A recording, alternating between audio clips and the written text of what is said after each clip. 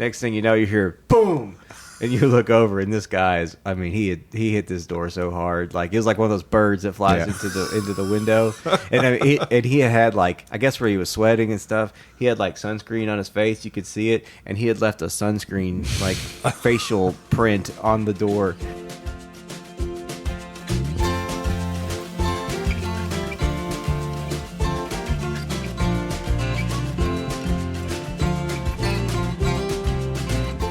Hello and welcome everyone to episode 32 of The Mashup, the best bourbon conversation you're going to hear all week long. We're your hosts, Michael, Anthony, and Steven. Hey guys. What's up, fellas? Hey, nice to see you. Michael's back. Yeah, a lot of things have changed. Oh, I got a haircut.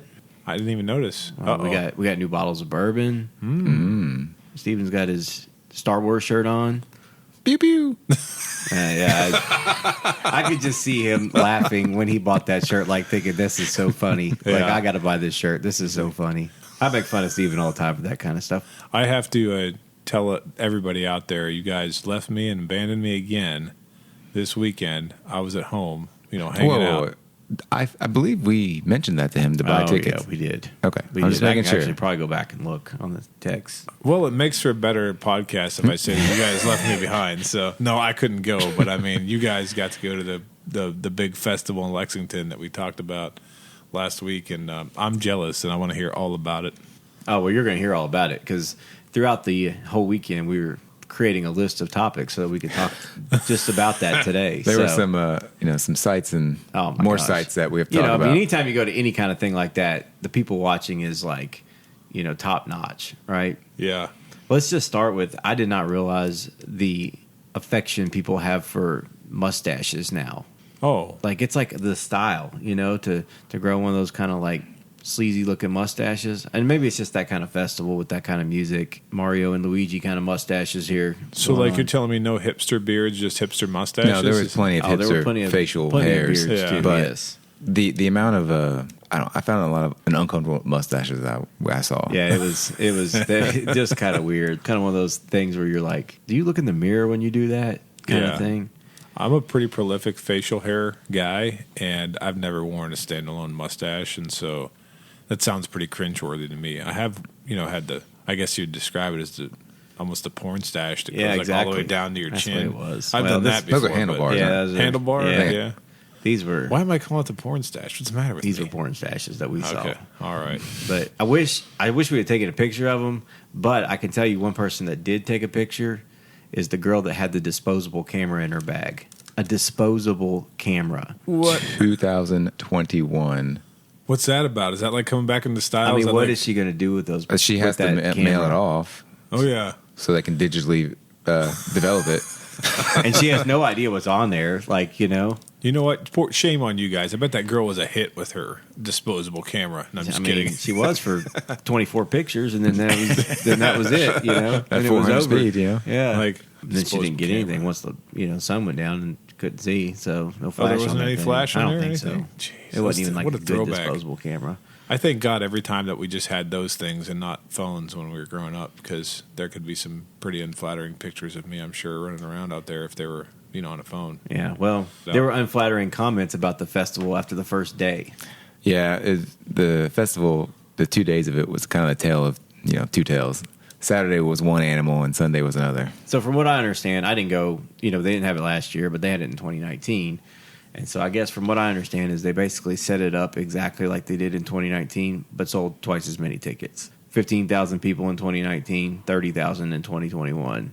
But Didn't the same change amount anything. of lines, Ooh, that's rough. Yeah. Yeah, they were people that waited like 2 hours for beer and water. You were only allowed to bring in an empty water bottle. That was all you were allowed to bring in. Which is stupid. Yeah. And they only had 2 water filling stations. So And there was no clouds, and it was low brutal. 90s. Yeah, it was brutal. I was going to say, for those y'all that don't understand, like August in Kentucky, you can get temperatures that are probably like the melt your face kind of temperatures, and the humidity. Yeah, well, that's humidity. What I told my wife when we got home and we started kind of, we didn't have access to our phone really during the concert, the festival, because it was so jammed in there. But we got home and I was like, look, the weather is what it is. Like, you're going to a festival in August. You knew that was going to happen. Like that part was, but also the organizers know it's August too, so they should have probably So there were basically long lines everywhere except for the bathrooms. And like I was telling the group that I was with, there was no line at the bathrooms because everybody was dehydrated. Yeah. Nobody was peeing. I didn't go the whole day Saturday.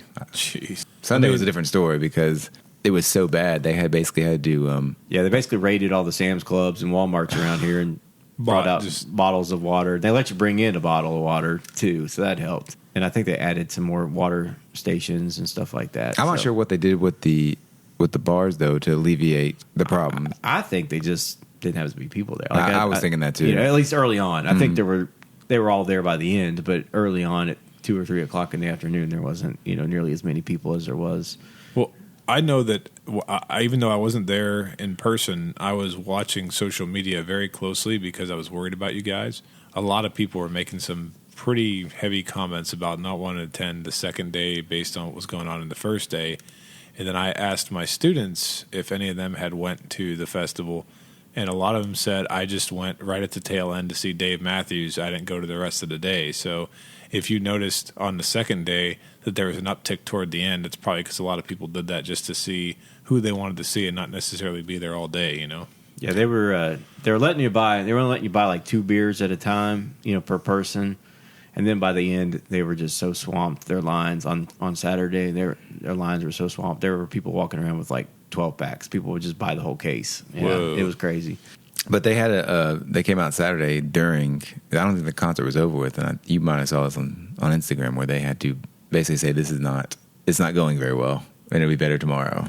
That's a bold thing. Yeah, that's a really bold thing. I don't know how they did it, but it was better. They must, like I said, concert ended on Saturday and then opened on Sunday, and they somehow got all these waters from all the grocery stores and stuff around. So they did a good job there. That's a heck of a pivot, though. You got to give them credit to be able to turn it around that fast and do it in less than 24 hours because the show is what time does that start during? Noon. I think the gates open, and they let people go in and out. So obviously you could go to your car, and, drink, rest, relax, whatever you want to do. So that also led for some pretty drunk people. Oh, I'm sure. But there was one guy that was not drunk, or he said he was not drunk, and we were standing around talking, and this guy slammed right into a door. Oh, gosh. Glass door. Just walked right. I mean, scared the crap out of us because we weren't paying attention. We're in conversation, and next thing you know, you hear boom.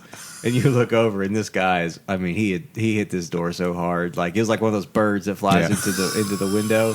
And he had like, I guess where he was sweating and stuff, he had like sunscreen on his face. You could see it, and he had left a sunscreen like facial print on the door. Don't you love that? I'm not drunk, and then turns around and smashes.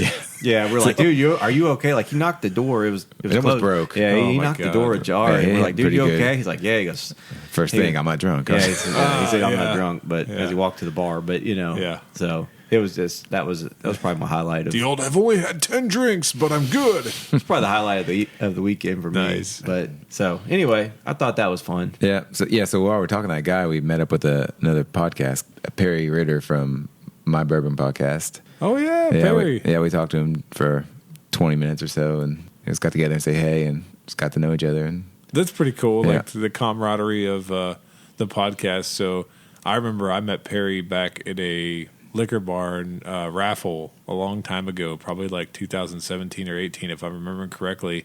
And I hadn't even really followed his podcast until recently, probably like last 6-8 months. And so that's pretty cool that you guys got to meet him. Of course, if I was there, I would have, joked with him about his love for Elijah Craig and Heaven Hill products and stuff like that. But really good guy. That's really cool. He was really nice, and it's great talking to him. But we actually met up with him when the plan was to get a drink, like a pour of something, because the Railbird Festival being in Lexington has kind of focuses on bourbon too. So they have several, like they had 8 or 10 single barrels that they had picked for this festival.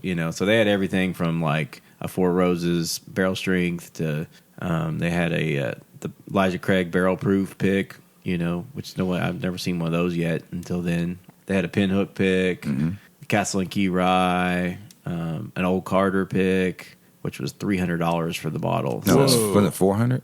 Oh, it was 400. Yeah, it was 400. Then Justin's House of Bourbon, who was kind of like the sponsor, I guess, of all the single barrel picks. They had their own bourbon. I don't know what that is, but it was like $300 or $400 also. And then they had a new riv pick, a wilderness trail pick. So they had kind of all the different ranges, like, from $6 for a pour to half ounce pour to like $65 for a half ounce pour. Whoa. The old Carter one. Yeah. Needless to say, by Saturday or Sunday, that one wasn't sold out. A lot of the other ones were, but yeah, when I went up there, I didn't get to it on Saturday, but Sunday I went drinking 118 plus proof and 90-degree weather is. Yeah, it wasn't real appealing. It wasn't that enjoyable, but I mean, I just did it to drink. What did you end up getting? I can't remember. Well, I went up there, of course, for first to Right. get the Elijah Craig, and that was sold out along with I'm thinking 4 or 5 other bottles. So the second thing I was kind of interested in trying was the pinhook. Okay. So it was 118 proof, and that was how many years old? 5 or 6? I think it was 5. no, I think it was 6. Oh. It was 6. Yeah, I think I haven't seen a 6-year-old pinhook, Yeah. so that's probably the inaugural for that. That's pretty. How was that? It was smooth. It was Nice. just hot, hot out. So Yeah, too hot. Yeah. Man, I drank it fine. That's good. Yeah. What'd you end up getting? I Michael? ended up with the Castle and Key Rye. I personally thought it was terrible, but it was also really hot out there. So, Yeah. that was just kind of hard. And a half ounce, man, is like nothing. Oh, is that what you ended up Yeah. getting? Okay, I got the No, I got the yeah, I ounce. just got the half ounce pour, and it's like you stick your tongue in the glass and it's gone.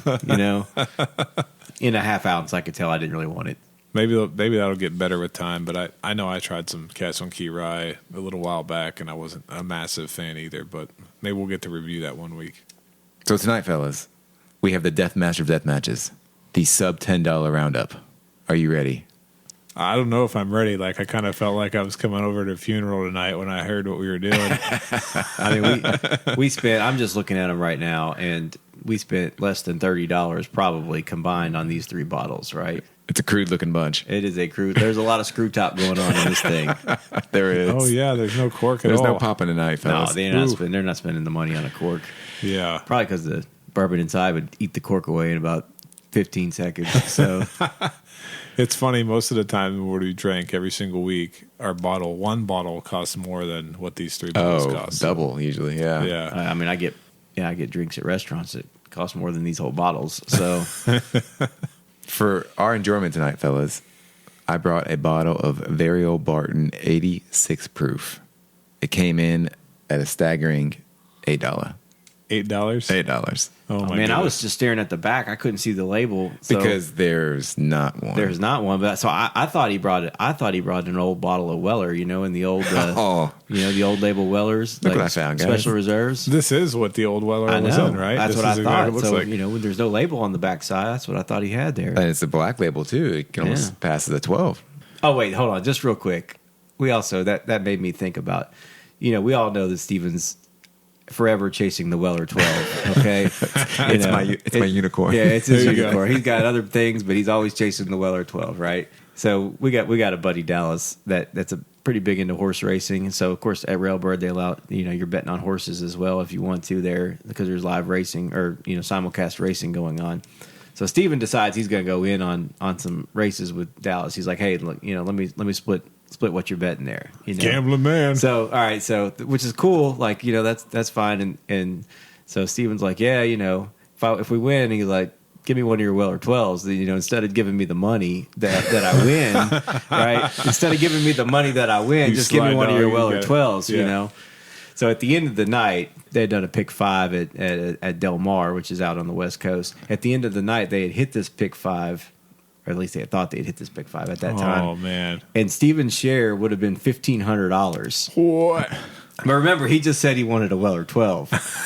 No, I told him to include it with it. Yeah. Okay. So anyway, then it turns out Dallas was so drunk he got the pick 5 wrong. So the next morning, Steven woke up to find out he only won $155, which is still pretty good, Yeah, but still good. Yeah. but not $1,500 good. Yeah. And he didn't give you that Weller 12 instead of 155?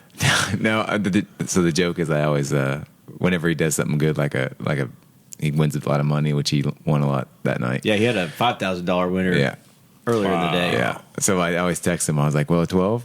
Question mark. And I always ask him, for MSRP. Yeah. Nice. But anyway, so that's what made me think of that when he's talking about the Weller 12 there. Nice. All right. So, Michael, what did you want to bring to share with the group? So I brought Dr. James Crow's Old Crow. Oh. I mean, this thing is so popular. It flies off the shelves. I got there at the right time today to get that. Is that a crow joke? That is, it flies off the shelf. We could trademark that, a crow joke. Yeah. Truth is, it doesn't fly off the shelf, and you can look at my bottle and see that there is dust on it. It was $8.99. It's 80 proof. Nice. So we'll see. See if it lives up to its name. Russell Crowe's bourbon here. Dr. James Crowe, sorry, not Russell. I mean, if you're seriously, if you're naming the bourbon after yourself, why would you call it Old Crow? That seems like a derogatory statement about yourself. Like you're an old crow. It does, really, when you think about it. But, the long storied history of Old Crow was the old Chessman stuff, which was not made, obviously, with this is same stuff. But I mean, it might be. It has dust on it. Well, no, people seek that stuff out. This one, I don't think they seek it out too much. Maybe I found a unicorn. Maybe. We'll know when we taste it, right? Yeah, we'll see. I'm looking at it in the glass, and it looks like... You definitely found it dusty. Yeah, well, looks like my pee after day one of Railbird, so... Oh, my God. Was it also a sour mash? Smells about like it, too. Oh, my God. All right, Anthony, what did you come to show and tell? Well, I kind of screwed up a little bit. So the assignment was to have a bottle that was under $10, and I will tell you that when I first got this bottle originally, it was actually under $10, but it's come to my attention that now it is punching slightly above $10 at like $11.99. So I brought the JTS Brown bottled in bond. There's a non-bottled in bond version of this that I think runs $7.99 or $8.99, and I just wasn't paying attention, so I brought this one, and it's something that actually I wanted you guys to try because it has kind of been my, diamond in the rough sort of undercover, tasty sub $10 bottle for a long time. But now I've seen it in town. Some places are charging like $15, $16, $17 for it. Oh, wow. Which is a little bit crazy to me. So if it goes any higher than that, I'm going to have to put it up, find something else to drink, and maybe it'll be one of these ones you guys brought tonight. I don't know. I don't think Anthony understood the point of this. He's bringing something he didn't want to take a risk. Yeah. He's bringing something he knows. Like I looked at when I was at Kroger. I'm sorry. Today. I'm so sorry. Yeah, I know. When I was at Kroger you know what? today, It better live up to the price then. Watch out. Yeah, I almost price. I almost bought a white label Heaven Hill. The regular, but I'm like, I know what that tastes like. The Quality House. Yeah. Or the the old Fitzgerald, the Prime. That I've had several of those. Those are and like you know what the cabin exactly tastes like. Which, by the way, I went to Liquor Barn and. You ain't finding anything under $10 at Liquor Barn other than a pint of something, Yeah. I mean, I could have cheated and brought a Woodford Reserve 200 milliliter for $8.99, but that doesn't really work, does it? All right, should we go ahead and nose all of them and see what we think? Sure. I've never been least. My excitement is just very low right now, but I'm excited. Are you feeling very meh? I'm very mad. Yeah. All right, so first up is the very old Barton 86 proof. I just have a bad sensor here, but I'm smelling some banana. And it's not surprising me because you guys know we've reviewed other Barton products on this show, and I've often said Barton is banana. Yeah, I have the same thing. It doesn't hurt the smell, so that's one check mark for being $9. Yeah, the nostrils are intact. Yeah, so. All right, should we go ahead and move on to Old Crow? No, so I feel like there's some kind I of... smell nothing. It's cleaner. Some kind of cleaner going on here. I'm going to get my finger on it here in a second. Like, I really smell nothing. Like, nothing. Like some ethanol and some fragrant soap, maybe. Yeah, I'm not getting much out of it. Moving on.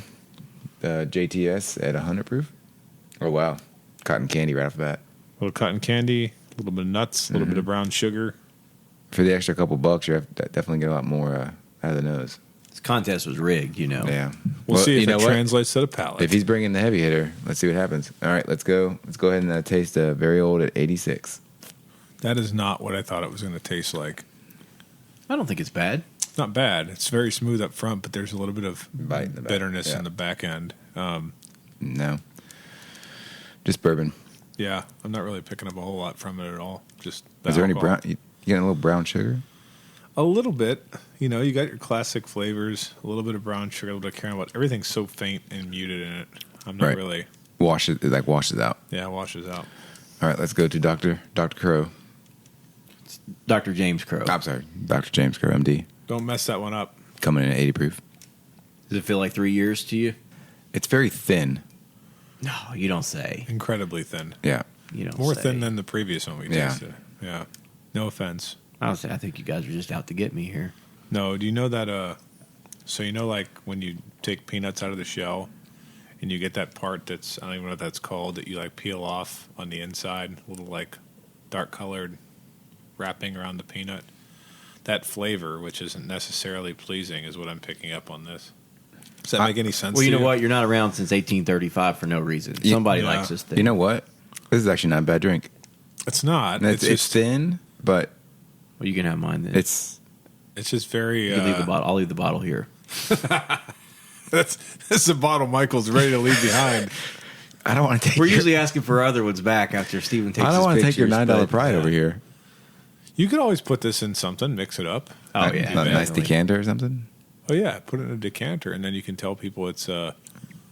Pappy Tens. It's I not know a Pappy good tailgate 10s. September 11th. I can take this too. That'll mix well with Diet Mountain Dew. So There you go. All right, drank more of that than I thought I would. All right, moving on to 3 JTS at 100 proof. A little sweeter.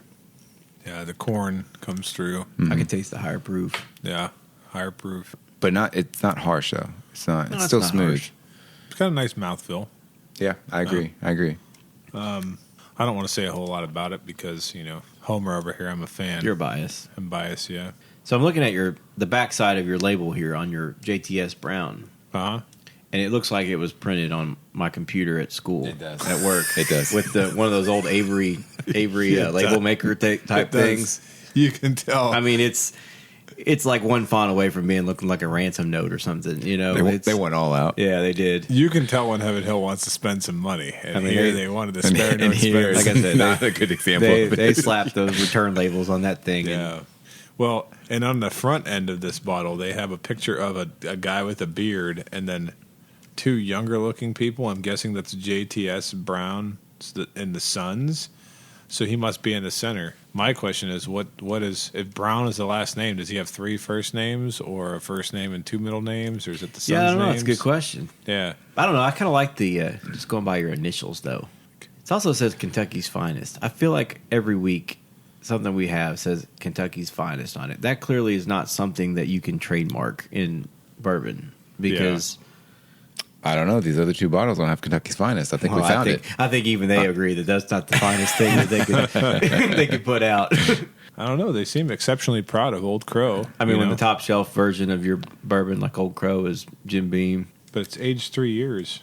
In new charred white oak barrels. What if we did this? What if we got a barrel and we dumped this in the barrel and we double barreled the Old Crow? Ooh, that might be a thing, You know? And then we Age it sold it for for another- $60. Yeah, to people online. That was a thing that we saw recently. in one Old of the Crow groups. double oaked. Yeah, somebody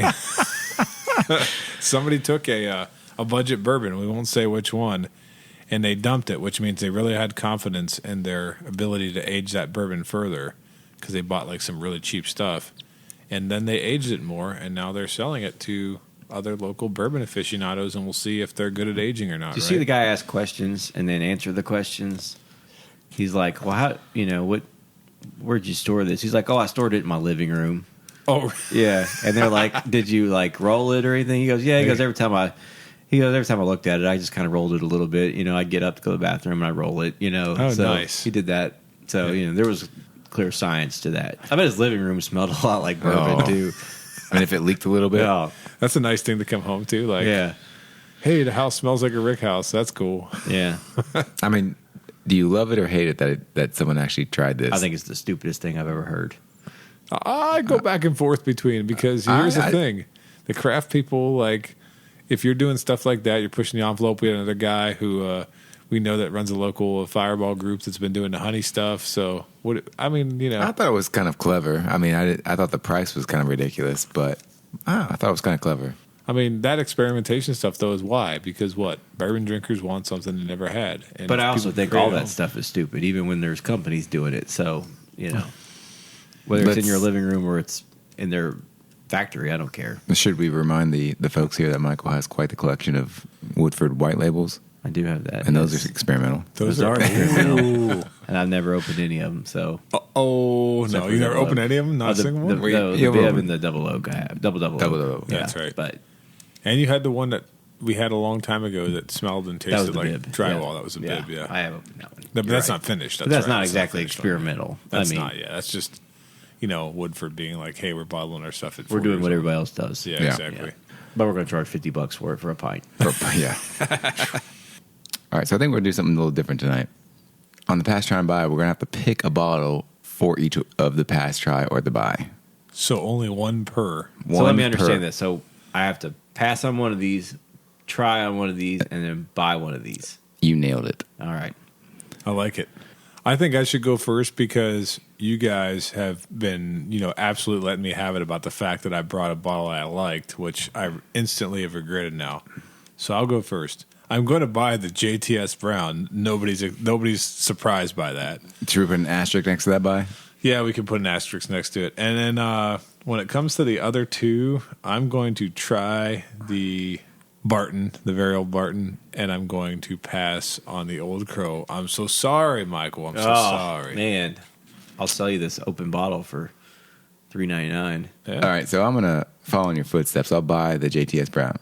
Oh. But surprisingly, I am torn on the try and the pass. Oh, I think the very old Barton. I think I'll try. I think I'm gonna be with you. I'm gonna try the old Barton. It's just a little bit more in the taste, but it's not by much. Then pass up the old Crow.